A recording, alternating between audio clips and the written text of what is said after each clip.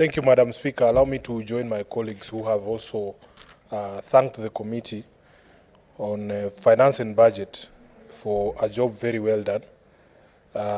Madam Speaker, in continuation of the discussion we were having yesterday, I would want the House to pay attention to a matter that has been referred to by the committee at page 14 of that report, Madam Speaker, on the question of the need for revenue allocation that actually anticipate the conditions in the country and on the ground.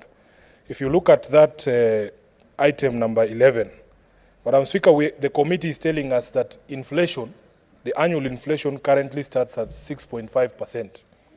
And the problem we have with this, Madam Speaker, is that every single year, the amount that is allocated to the counties must take into account some of these issues so that you do not look like you are adding revenue or resources to the counties, but actually in the larger macroeconomic climate, you are doing the exact opposite or nothing at all.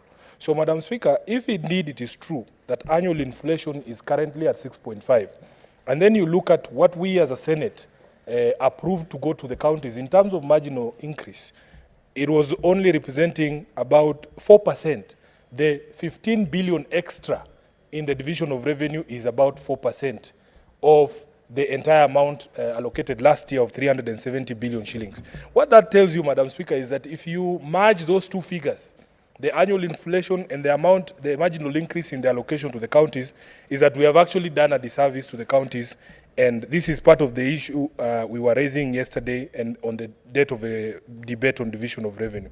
Madam Speaker, as Nairobi, for instance, we had an allocation of 19.25 billion in the financial year ending June 2023, and we are getting a marginal increase of only 823 million shillings, Madam Speaker, in this particular financial year. Now, 823 million in the context of the problems of Nairobi, and I will give you the first example, that we have outstanding pending bills in Nairobi of 100 billion shillings. Madam Speaker, this financial year was the first time the county of Nairobi was building an ICU hospital. In the history of devolution, this was the first time we are having an ICU bed at Mama Lucy Hospital. If you look at the needs of the people of Nairobi, Madam Speaker, I will continue to remind my colleagues that when it comes to the division of revenue, we must assess all these factors and ensure that the counties get money that is actually substantial for them to make any meaningful progress. In fact, this position is further buttressed by the submissions of the Council of Governors themselves at page 5 of that report, Madam Speaker. And this I want to just read verbatim from